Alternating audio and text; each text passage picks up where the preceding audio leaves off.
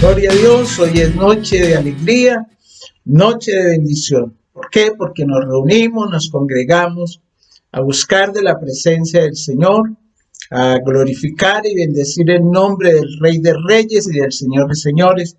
Bienvenidos. Muchas gracias por permitirnos llegar hasta sus hogares, poder traer la palabra del Señor y glorificar el nombre de nuestro Rey. La iglesia del Señor se sigue reuniendo, la iglesia del Señor se sigue congregando, la iglesia del Señor tiene que salir de esta crisis fortalecida, bendecida, buscando la presencia del Dios Santo y Poderoso.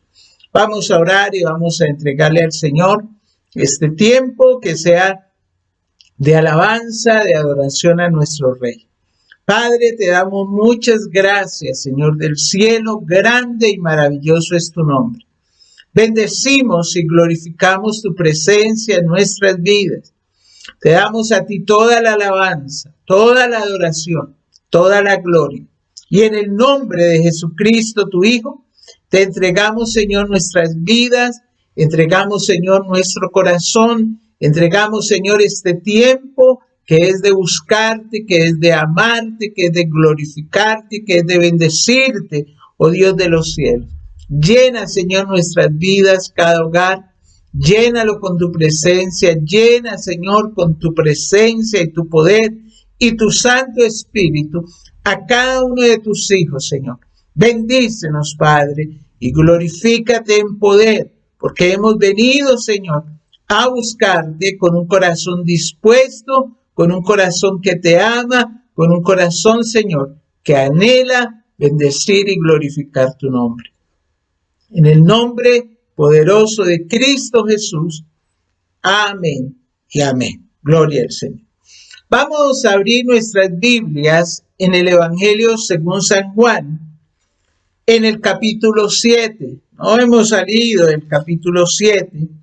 Y en esta oportunidad vamos a leer los versículos que van desde el 10 hasta el 24.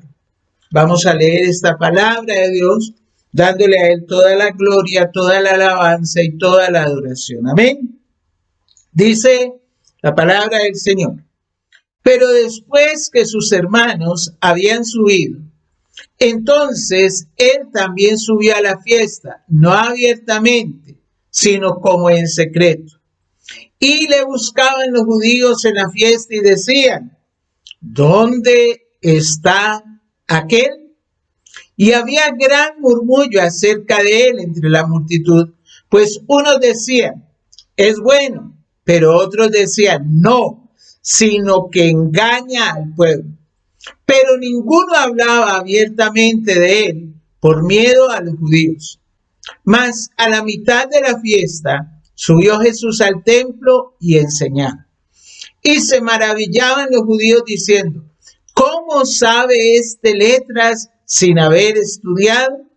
Jesús le respondió y dijo, mi doctrina no es mía, sino de aquel que me envió. El que quiera hacer la voluntad de Dios, conocerá si la doctrina es de Dios o si yo hablo por mi propia cuenta. El que habla por su propia cuenta, su propia gloria busca. Pero el que busca la gloria del que le envió, este es verdadero y no hay en él injusticia. ¿No os dio Moisés la ley y ninguno de vosotros cumple la ley? ¿Por qué procuráis matarme? Respondió la multitud y dijo, demonios tiene. ¿Quién procura matarte? Jesús respondió y les dijo, una obra hice y todos os maravilláis. Por cierto, Moisés os dio la circuncisión, no porque sea de Moisés, sino de los padres, y en el día de reposo circuncidáis al hombre. Si recibe el hombre la circuncisión en el día de reposo, para que la ley de Moisés no sea quebrantada, os enojáis conmigo, porque en el día de reposo sané completamente a un hombre. No juzguéis según las apariencias, sino juzgad según con justo juicio. Amén. Gloria al Señor. En este pasaje nosotros estamos viendo cómo Jesús retrasa intencionalmente su viaje a la fiesta de los tabernáculos en el segundo año de su ministerio, llamado el año de la popularidad. Y posiblemente fue a causa de esta misma, a fin de evitar que el gentío que acudiera a Jerusalén intentara hacerlo rey. Y según lo que vemos aquí, parece que lo hizo un poco después que sus hermanos. Y tal como les había dicho, fue en secreto, lo que probablemente quiere decir que lo hizo de manera discreta, no intentando llamar la atención. Así pues, que él no aceptó el consejo que le habían dado para que se presentara en Jerusalén en forma pública, llamando la atención de la gente en su entrada a la ciudad, como dice los versículos 3 y 4. Cuando por fin se presentó, su mensaje espiritual sufrió el entusiasmo de los que esperaban para fines políticos y los mismos agentes de autoridad que fueron con orden de prenderlo, volvieron maravillados diciendo, como dice más adelante el versículo 46, en la segunda parte, jamás hombre alguno ha hablado como este hombre. Jesús era la figura del día en aquella fiesta. Lo había sido todos los días, en todos los siglos, millares de personas que habían en Jerusalén, por las que nadie preguntaba, y millones han venido a esta tierra sin que su entrada o salida les interese más que al círculo reducido de nuestras íntimas personas. Pero Cristo es una figura excepcional. Las principales obras de arte, de la música, de la literatura, tienen a él como principal motivo. Un impío racionalista escéptico al cual llamaron Mr. Renan, hizo una obra acerca de Jesús tratando de llamar la atención sobre Jesús y la falacia de Jesús. Pero en ella él mismo dice, si no fuera Dios merecería hacerlo por todo lo que hizo. Y aquí nosotros vemos cómo en el versículo 11 dice que le buscaban los judíos en la fiesta y decían, ¿dónde está aquel? Y es que cuando nosotros vemos esto, nosotros nos damos cuenta que Jesús era tan conocido en Jerusalén que no se necesitaba mencionar su nombre. Bastaba solamente con decir ese pronombre aquel para designarlo. Las personas vulgares y corrientes necesitamos un nombre, un apellido para no confundirnos con otras personas. Ni de las grandes personalidades del mundo también lo necesita. Y en algunos no lo basta mencionar su apellido para ser reconocido.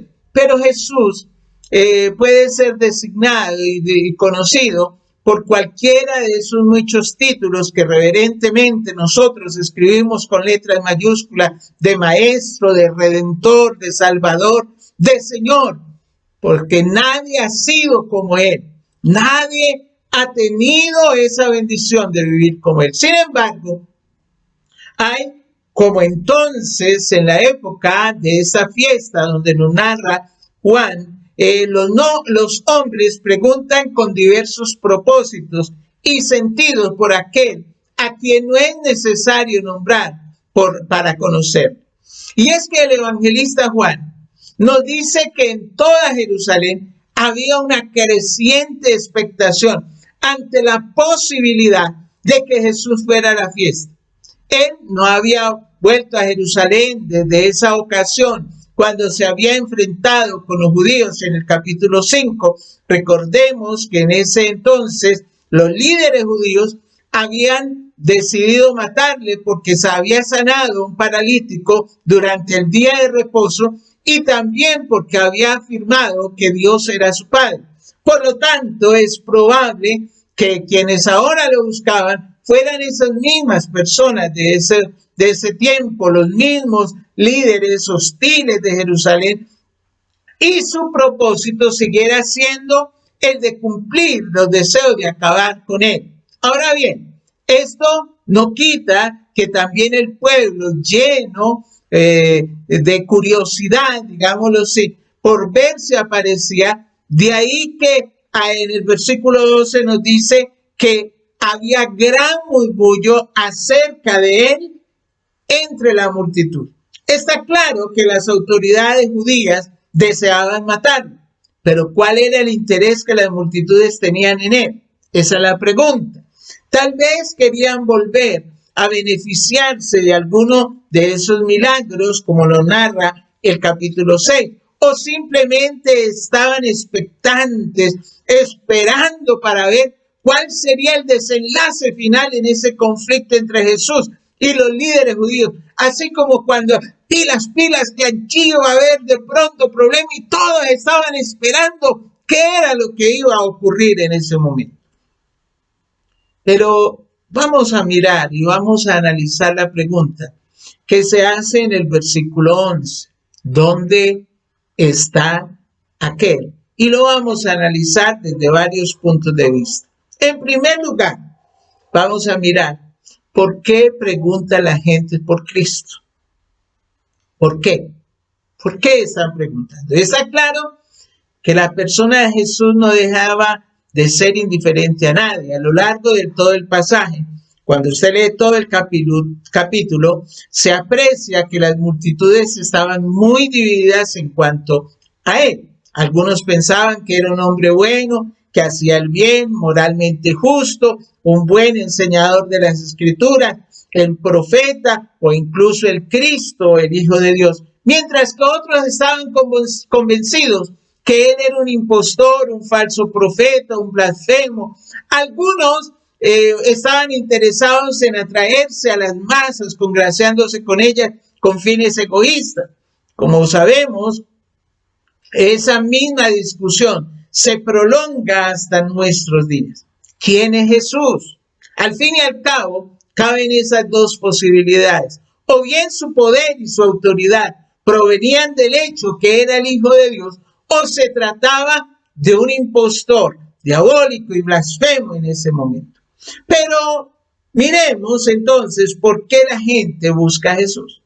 La mayoría en Jerusalén era solo por curiosidad. Estaban preguntando por Jesús por curiosidad, sin amor, sin odio, curiosidad por sus milagros, por su nombre, por su fama. Muchas personas hoy en día también acuden a nuestros cultos por el mismo motivo. Pero Cristo es demasiado precioso para hacer solo esto, simplemente objeto de curiosidad. ¿Qué diríamos nosotros de un enfermo que tiene un costoso remedio como objeto de curiosidad o como adorno allí en su mesa sin tomarlo? Eso es lo mismo que ocurre con el Señor. También algunos lo buscaban allí, según lo que podemos observar del pasaje, por la duda. Muchos lo habían abandonado cuando se negó a satisfacer sus necesidades y deseos materialistas. En el capítulo 6, versículo 26, Jesús les había dicho a esas personas que lo estaban buscando no porque habían visto de él algo especial, porque era el Hijo de Dios, sino porque las señales que él les había dado. Les dijo allí, no me buscan ustedes, no porque estas señales yo les he entregado, sino porque han comido del pan y se saciaron. Pero dudaban de que él hubiese hecho bien. Si nosotros volvemos a mirar, por ejemplo, el versículo 12 del capítulo 7, dice que había gran murmullo acerca de él entre la multitud, pues unos decían, es bueno, pero otros decían, no, sino que engaña al pueblo. Hoy en día, también muchos dudan acerca de Cristo. y todavía se preguntan inquietos acerca de él. Pero vemos que eso no es algo nuevo. En tercer lugar, aquí estamos viendo algo también, ¿por qué la gente pregunta por Cristo? Pero aquí están empleando un aquel. Aquel es un demostrativo que puede emplearse como adjetivo o como pronombre para referirse a algo o a alguien que está lejos física o espacialmente de la persona que habla o con quien se habla. Por eso ellos dicen, ¿y dónde está aquel? Pero en este contexto que nosotros tenemos en este pasaje, es más bien, suena como una expresión de desprecio, de odio. No quieren nombrarlo. Martín Lutero, cuando predicaba acerca y enseñaba acerca de este pasaje, él decía que la frase en el griego significaba, como nosotros decimos, ¿dónde está aquel fulano? Aquella persona. Esta gente, lo único que le esperaba era para prenderle, para matarlo. Hoy en día también hay muchas personas que piensan en Jesús para mal y quieren o pretenden servir a Jesús y persiguen a los que predican el verdadero evangelio, y estas personas queriendo servir a Jesús, pues simplemente persiguen a los que están predicando el evangelio de Dios. No les conviene que viva, como declaraba Caifás. También había mucho interés. Había quienes también le buscaban por interés material, y entre ellos sus propios hermanos, que deseaban pues figurar, como vieron la oportunidad de que este hombre quedara bien delante de todos. Pero aquí también nosotros sabemos que habían personas que lo buscaban por amor. Habían personas que preguntaban por Jesús por amor. Muchos recordarían a aquel que curó a su esposo, al hijo o a ellos mismos. Aún entre los aparentes enemigos había un Nicodemo, quien probablemente se estaba interesando por la venida del gran maestro. Y aquí es donde está una parte importante que nos toca a nosotros. Buscamos a Cristo Jesús por amor. Le decimos con frecuencia, Señor, ven a nuestra alma, te necesitamos, no podemos vivir sin ti. ¿Cuál es la razón o el motivo por el cual nosotros preguntamos por Cristo? Egoísmo, duda, simplemente por preguntar por él, o había un interés, o lo preguntamos con un amor y un deseo de buscarle y glorificarle verdaderamente. Aleluya. En segundo lugar, ¿dónde está Jesús? Allí están preguntando, ¿dónde está qué? Para encontrar una persona es necesario saber dónde se halla o dónde acostumbra a hallarse en ciertos momentos.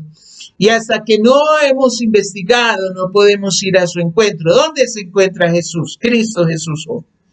Pues si nosotros vemos en Colosenses capítulo 3, versículo 1, el apóstol Pablo nos dice que Él está en el cielo. Dice, si pues habéis resucitado con Cristo, buscad las cosas de arriba, donde está Cristo sentado a la diestra de Dios. Su cuerpo glorificado está allí. Tenemos un Cristo vivo. Por eso es que nosotros lo primero que debemos hacer si queremos buscarle es buscar las cosas de arriba. Buscar las cosas de arriba donde está Cristo sentado a la diestra de Dios. También sabemos de buscarlo en la iglesia universal. Jesús declaró, he aquí yo estoy con vosotros todos los días hasta el fin del mundo. Los discípulos lo aprendieron en esos 40 días que Él estuvo invisible entre ellos. Pudieron ver que Él se enteró de todo, de lo que pensaban al verle, de la incredulidad de Tomás, de la falta de pesca. Jesús les aseguró que siempre iba a ser así por los siglos de los siglos, que Él iba a estar con nosotros, que Él iba a estar, aunque no se manifieste corporalmente como entonces podemos saber que Él está con nosotros. La ascensión no cambia su prerrogativa divina. Él ascendió el cuerpo, pero no su espíritu. Su presencia espiritual es una realidad no solo en Pentecostés o en ciertas épocas de la historia de la iglesia, sino hoy en día, cada día hasta el fin del mundo, podemos vivir confiados con esa seguridad. Pero Él también se encuentra en esa iglesia local. Aunque Cristo está en todas partes por su Espíritu, hay lugares especiales donde le place estar. En Mateo 18:20 dice que porque donde están 2 o 3 congregados en mi nombre, allí estoy yo en medio de ellos. Y debemos de buscarle allí.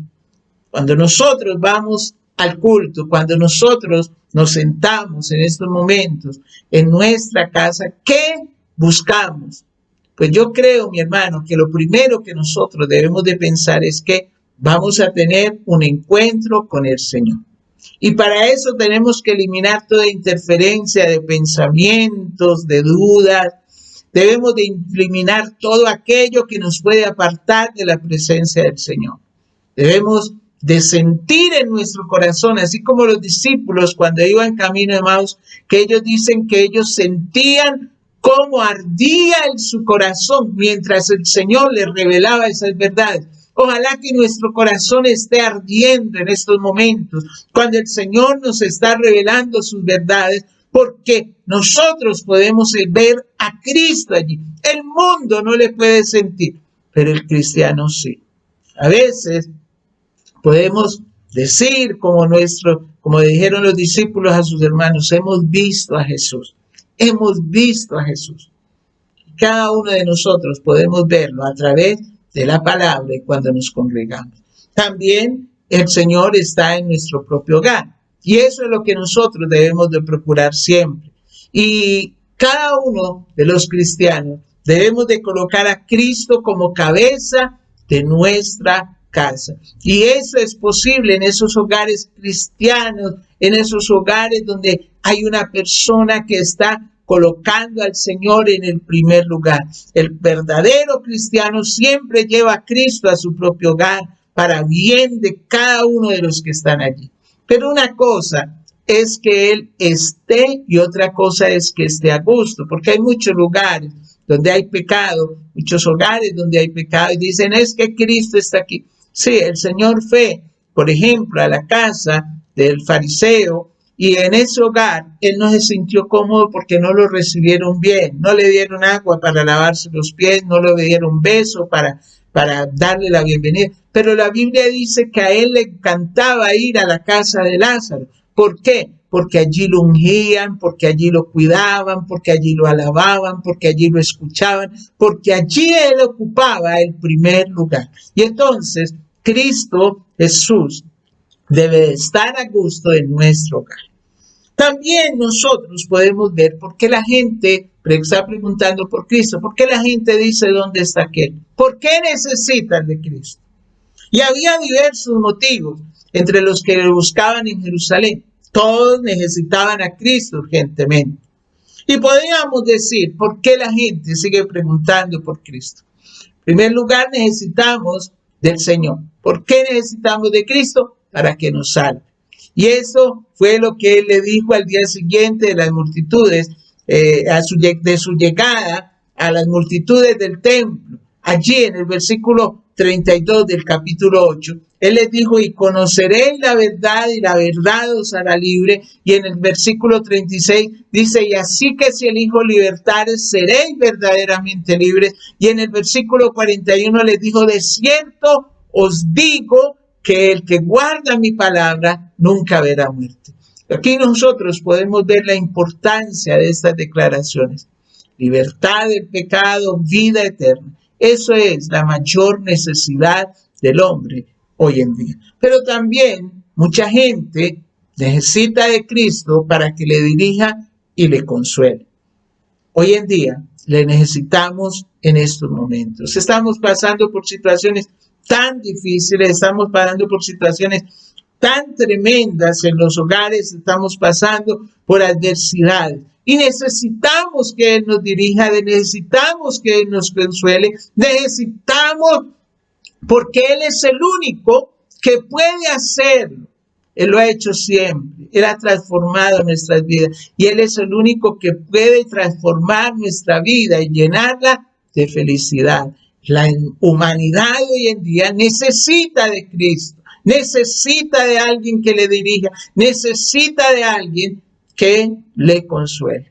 Pero también, ¿por qué la gente o por qué necesitamos a Cristo?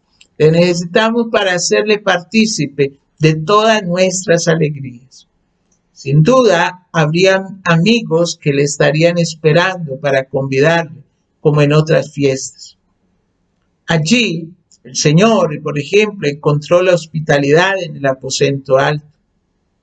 Quizás muchos de los peregrinos judíos y galileos arreglaron su cabaña de ramas un poco mejor y con un espacio más grande para poder invitar a Jesús a que viniera al lugar de ellos.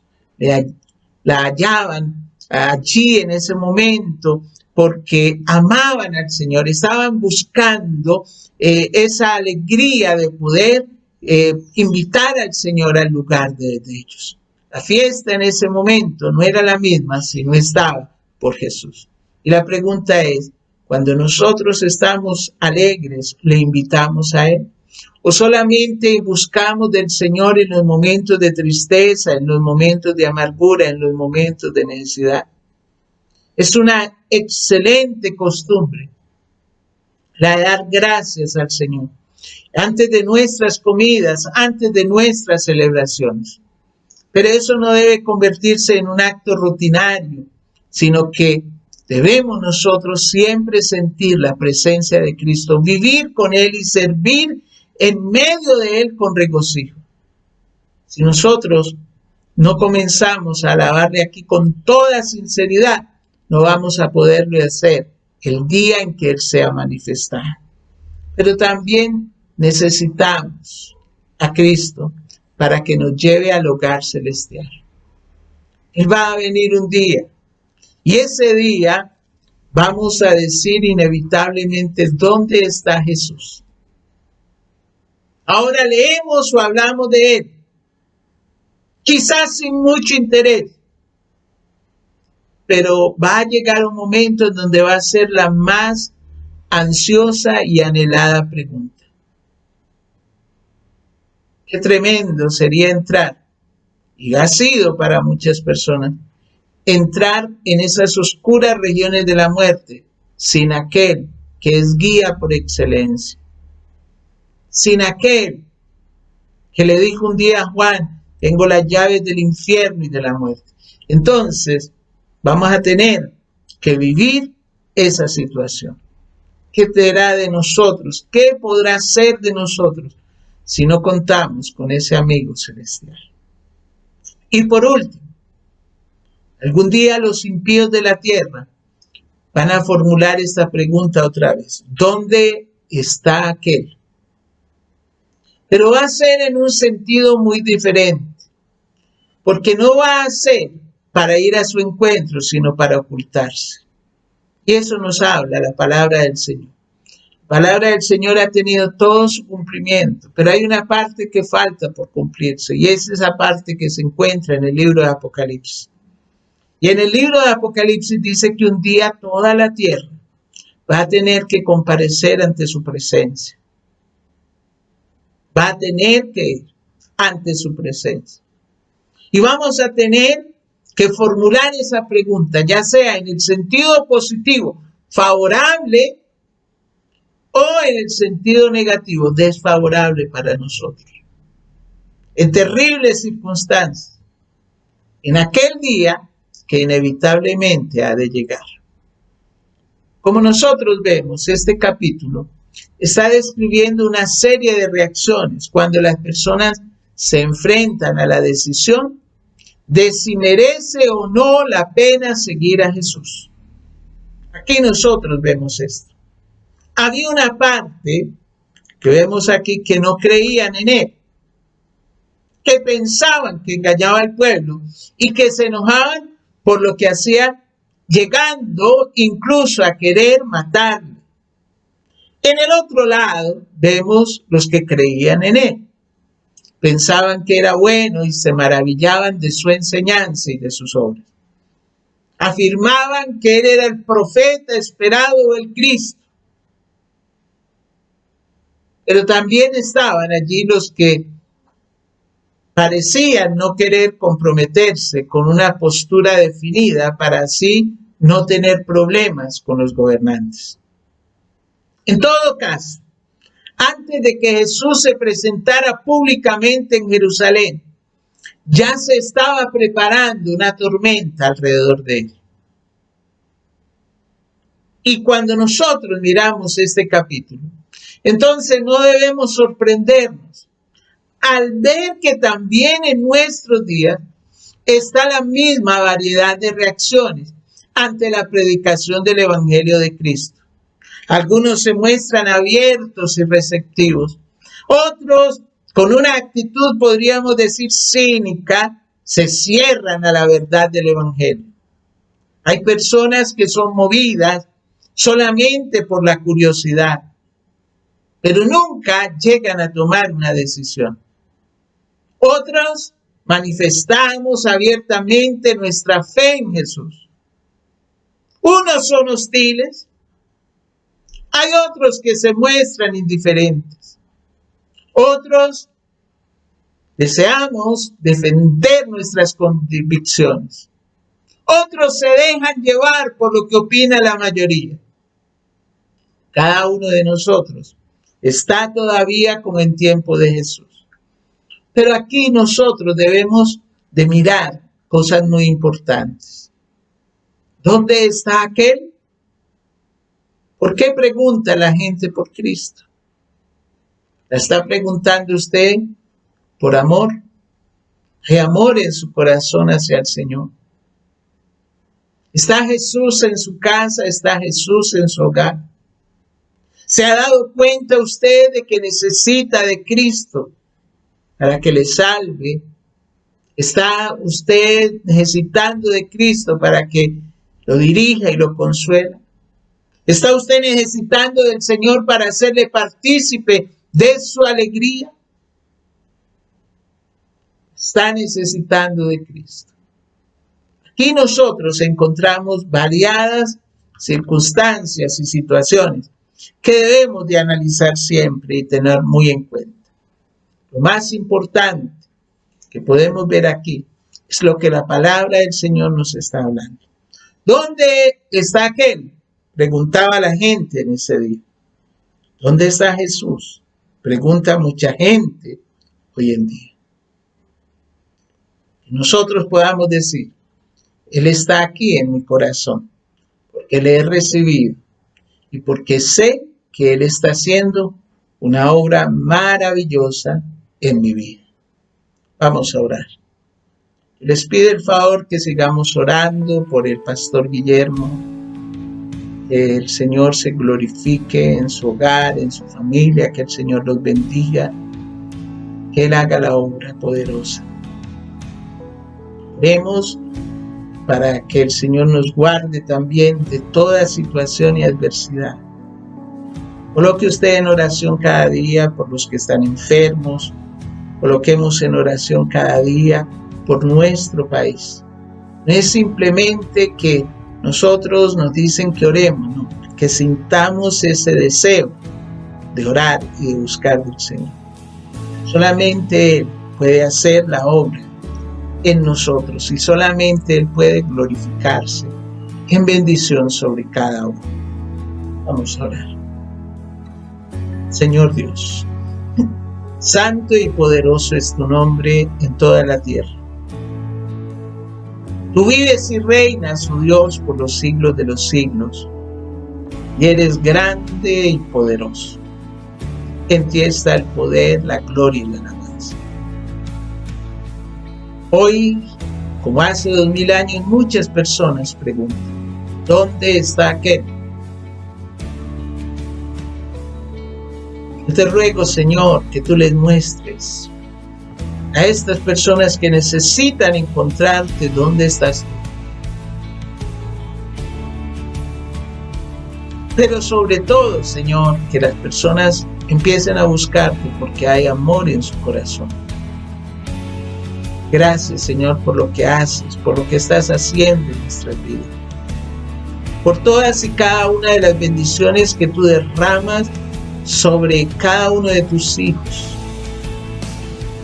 Y nos guardas con tu poder, con tu amor, con tu misericordia. Tú no nos has abandonado, ni tampoco nos has dejado solos. En tu mano está el poder, está la bendición. En tu mano, Señor, están nuestras vidas.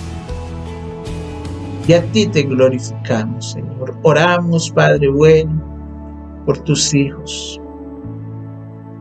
Oramos, Señor de la gloria, por cada uno, Padre Santo, para que tú nos guardes, para que tú nos protejas, para que tú nos llenes, Señor, con tu misericordia y tu bondad. Oramos, Señor, por los que están enfermos. Señor, guárdanos con tu poder y tu presencia, oh Dios. Guárdanos, Señor, con esa bendición tuya que solamente desciende de lo alto, Señor. En tus manos estamos, Dios de amor. En tu misericordia y en tu bondad esperaremos cada día. Señor, tú eres bueno, tú eres grande y poderoso. Oramos, Señor, por nuestro país. Oramos, Señor, de la gloria, para que tú seas glorificándote, Señor, para que, oh Dios amado, cada uno de nosotros podamos entender que sin ti nada podemos hacer, que tú eres la fuente de toda bendición, que tú eres el que nos cuida, Señor, pero también el que nos llama a cuidarnos. Señor, guarda a tus hijos, guarda a tu pueblo, guarda, Señor, a tu iglesia, guarda, Señor, de la gloria con tu poder y tu misericordia.